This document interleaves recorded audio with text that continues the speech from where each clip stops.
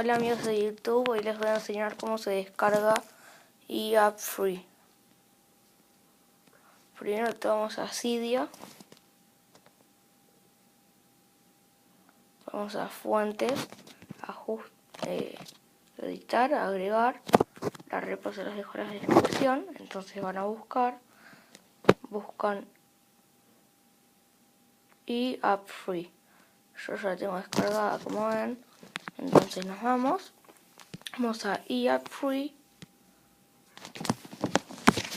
aplicaciones, y vemos que todas estas aplicaciones se pueden descargar. Por ejemplo, Asphalt 8,